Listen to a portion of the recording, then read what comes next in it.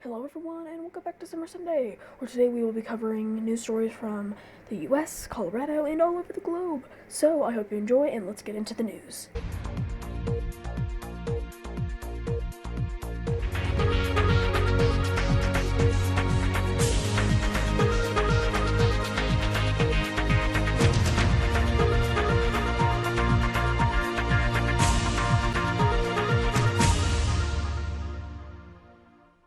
Hello, I am Jim Young. Today we will be covering multiple stories, mostly from all over the globe. So, let's get into the news. Today we have bringing you very sad stories from express.co.uk. So we will bring you news from Hurricane Jerry spaghetti balls. Latest path at 85 miles per hour. Hurricane eyes Bermuda. Let's watch this video on this hurricane. What I want to focus on first is Tropical Storm Jerry way out over the Atlantic at 675 miles east of the Leeward Islands. It is getting stronger. It has maximum sustained winds of 65 miles per hour, moving west-northwest at 15 miles per hour, and it is forecast to intensify into a hurricane by tomorrow. And in fact, as it's passing near the northern Leeward Islands on Friday, it's forecast to be a hurricane. Some of those islands, by the way, do have tropical storm watches in effect, but it passes near or just north of. You can see the rest of the forecast track, which basically takes it north of Puerto Rico, so it stays out over the waters and then turns it away from the Bahamas and also the southeast coast of the U.S., sort of that similar turn that we saw with Umberto. So that's some good news with that one. So there is some good news coming out of the story. Now here we go with the text. Now, Category 1 Hurricane Jerry is about 130 miles northeast of the Bermuda, about 190 miles east of Anguilla, because I can't read it because I'm Jim Young. Jerry is now moving in the in a west-northwest direction at a speed of 17 miles per hour. The tropical storm watch is currently in effect for Saint Martin, and Bermuthely, and Saba, and Saint Eustis. I can't read any of these names because I'm Jim Young. The latest forecast predicts Hurricane Jerry will move north of the northern Leeward Islands later today. The NHC said that Jerry's forecast track at 4 p.m. BST, at 11 a.m. AST, 100,500 UCT at the center of Hurricane Jerry was located near the latitude 18.8 north, longitude 16.3 west. Jerry is moving toward the west-northwest near 17 miles per hour. Why is this so bad in English? Okay, that's all we're gonna cover for this Hurricane Jerry. Hopefully it will indeed keep its track of avoiding all the lands, but one can only hope. Chinese trade negotiations cancel U.S. farm visits, cut trip short. Of course, this is Donald Trump's fault, because why wouldn't it be? This is our second to last story, so I hope you enjoy. Key points. China officials have changed their travel schedule and were headed back to China earlier than planned, according to Nicole Wolf, and the Montana Farm Bureau of Federation's Director of National Affairs. Nebraska Department of Agriculture also says Chinese team called off a visit to farms in Nebraska.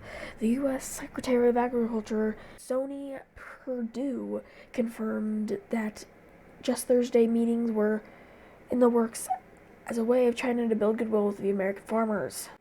Let's watch a short video on this topic. All right, welcome back. Breaking news on trade tensions with China. Kayla Tausche has been all over this story. So, Kayla, what happened?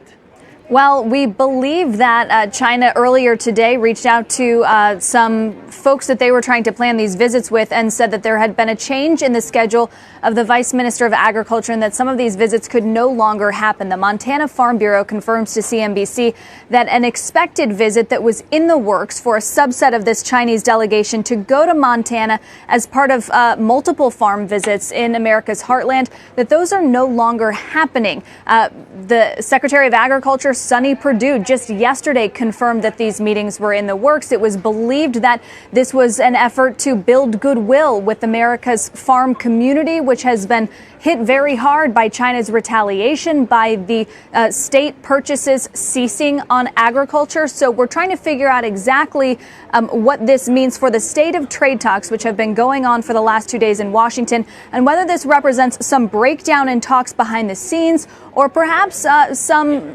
frustration on behalf of China from those comments by President Trump's advisor, Michael Pillsbury, yesterday on potential escalation in the trade war if there isn't a deal soon. So we're trying to figure out exactly what's behind this cancellation. But no doubt, Dom, it was supposed to build goodwill, and now it is not happening. There you have it. China was trying to do something good, but of course Donald Trump had to mess it up. And that is according to CNBC, and according to a lot of other sources that we have on file. Chinese trade negotiations have suddenly changed of plans on Friday, canceling a visit meeting U.S. farmers after they wrapped up trade talks in Washington this week. The Chinese delegation has changed its travel schedule and head to China earlier than planned, according to Nicole Rolfe, the Montana Farm Bureau Federation's Director of National Affairs. This was no explanation to why they kept cutting their trip short, well, Rolfe said. So that's all we're going to read currently. Basically, they're just kind of changing plans for an unknown reason. Trump. Yeah, so let's get into the next and last news story. And another thing about Donald Trump messing up something for the U.S., Trump has officially blown any chance of putting together a U.S.-North Korea deal. This was just 1 hour ago. This is on the 21st. I always record one day, or Good Luck Summer, or rather, always records one day in advance of the Summer Sunday day. So, we may see more love letters exchanged. There may even be a splashy summit in our future. I'm not ruling out fuel cover twists and dramatic turns, but let's be honest, the chance of a nuclear deal with North Korea is pretty much dead. I don't doubt that President Trump will dangle possibility of peace and attempt to drum up some positive publicity. He will continue to speak of a cringe-inducing uncommon bond that has developed with his pal in Pyongyang. But it's time we take a step back. Let's take a hard look at where we are, what's actually happening on ground. Hold the champagne. This administration's prominent play for the Nobel Peace Prize is going to come up way short. It never had much hope, I say with a great difficulty. It has thought it wasn't as though I wished it to fail. To the contrary, there was an early indication that this peace process was going to represent the revival of American diplomacy after a struggle for relevance with the America First crowd. Some thought that through these negotiations, Trump would perhaps come to learn the value of foreign policy experts. Nope. The next word is nope, and it's a very long article. Long story short, Donald Trump made some questionable decisions, and now a peace treaty is most likely not going to happen. And, of course, this has very bad grammar, because that's what our producers do. So, now on to weather. Hello, everyone. I'm Kirsty Hunt, and I'm with weather. Today, we'll be going through our normal segment of weather in Denver, weather in Houston, and weather in Los Angeles. Today, we'll be starting out with Denver. On Sunday, as you're seeing this, you will have a high of 78, a low of 52. On Monday, you will have a high of 82, a low of 53. On Tuesday, you will have a high of 84, low of 52. Wednesday, a high of 78, a low of 51. Thursday, a high of 82, a low of 54, precipitation 10%. Friday, a high of 80, a low of 52. Saturday, a high of 84 and a low of 56, precipitation 10%. Going really fast today, we are already on Houston, Texas. As you're seeing this on Sunday, a high of 89 and a low of 77, precipitation 50%. On Monday, you'll have a high of 89, a low of 75, precipitation 20%. And on Tuesday, we'll have a high of 89, a low of 74, precipitation 10%. And on Wednesday, you will have a high of 89, a low of 75, precipitation 20%. And on Thursday, you will have a high of 88, a low of 77, precipitation 30%. And on Friday, you will have a high of 87, a low of 78, precipitation 30%. And to end off our Houston, Texas segment, you'll have a high of 87 and a low of 77, precipitation 40%.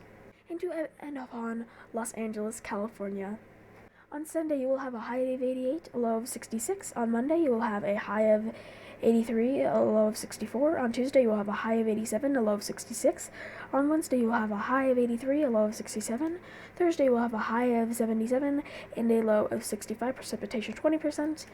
On Friday you will have a high of 72, a low of 63, precipitation 40%. And on a Saturday, to end off our weather segment, you will have a high of 70, a low of 60, precipitation 40%. Now on to sports.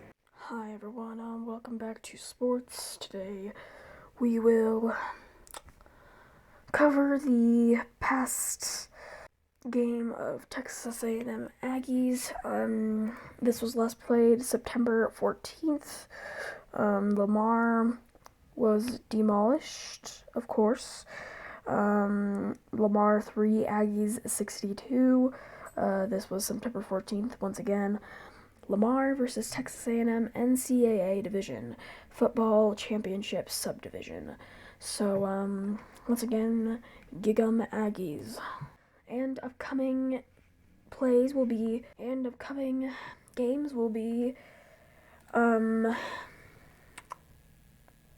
September 28th and October 12th. September 28th will be A&M versus ARK, and the 12th will be ALA versus A&M. Colts news. I don't want to see Adam Vinatieri go out like this, not him. Adam Vinatieri, no one's seen him going out like this. Fellow kickers have faith in Adam. When he's kicking the big one in January and February, the whole world will love him again. You'll see. No Manic for the Colts. Linebacker Darius Leonard out for a home opener versus Falcons. CBS for Indianapolis News, Weather, Traffic, and Sports. WTTV. Indianapolis IND, a major component of the defense, will be missing Sunday when Indianapolis Colts open their home schedule against the Atlanta Falcons at Lucas Oil Stadium. Leonard has been ruled out with a concussion. Colts without top tackler Leonard against Falcons. Darius Leonard, the league's leading tackler last year, will miss the Colts game Sunday against the Falcons due to a concussion suffered in the Week 2 win. Leonard remains on concussion protocol, will not play Sunday, which we've already read twice. Thanks a lot. Whatever this website is, it literally does not say. Oh, stampinblue.com. Thanks a lot for this. Colts without a top tackler. Leonard against Falcons. Darius Leonard, the league's leading tackler last year, will miss the Colts game. We have already read this. Colts sign RB Darius Jackson to practice squad. The Indianapolis Colts today announced that they have signed running back Darius Jackson to the practice squad, released a running back David Williams with practice squad. So once again, thanks a lot, producers. That was completely useless. Now on to our last news segment. What life without David Njoku looks like for the Cleveland Browns. Cleveland, Ohio. Demetrius Harris rose from his locker bay, the corner of the Cleveland Browns locker room on Friday afternoon, and walked calmly towards the press awaiting him. Rarely does the backup tight end have to spend his time during addressing the media, but David had been placed on injury reserve, and Darius starts Sunday night against the Los Angeles Rams. The 6'7" former college hooper turned the NFL veteran smiled when rocking a black hoodie and some shorts. Though he is disappointed his teammate is injured, his newfound opportunity satisfied his competitive craving. Before the lights of First Energy Stadium shine on Harris, his first start in the Browns uniform, the camera's light got on him first. I've been in this league for 6 years. I've been waiting for your opportunity, he said. Under Travis Clace, I learned one of the best tight ends in this league. Not only is a 6-year veteran with 30 career starts and 73 games played, but Harris played 2 of the NFL Premier games last season. Harris caught a pass each contest as he did Monday night through the win over the Jets. Below are a few examples of what Harris brings to the Browns. In this clip, which we are not going to watch, Harris lined up on the left side to catch side of the line, catches his only target from Monday night. It's nothing special, but a 4-yard gain, and sound assignment execution more than this position. He makes a nice release. Next, he had a play nothing to do with Harris other than the fact that he was open. Lastly, though he was graded out poorly in running block on Monday, here's a play which he did just enough to help spring Nick Chubb, which again we are not going to watch. So once more, completely useless. Thanks a lot, producers. Now on to Jim Yom. Now on to announcements from Good Luck Simmer. Hi everyone, that was probably the worst sports segment we've had in a while. It's kind of hard to find good segments to add on to this little show, but I try my best. But as far as announcements go, oh right, let me go on to my Discord. That's kind of where I have a ton of my announcements. So go my Discord. The link is in the description. Come join, come hang, and come chat. Here we are. Wait, did I do that? I already watched that. Okay, I'm sorry. Channel updates. I have all the updates on here. I also post on my Twitter, all in the description. Shameless self-promo.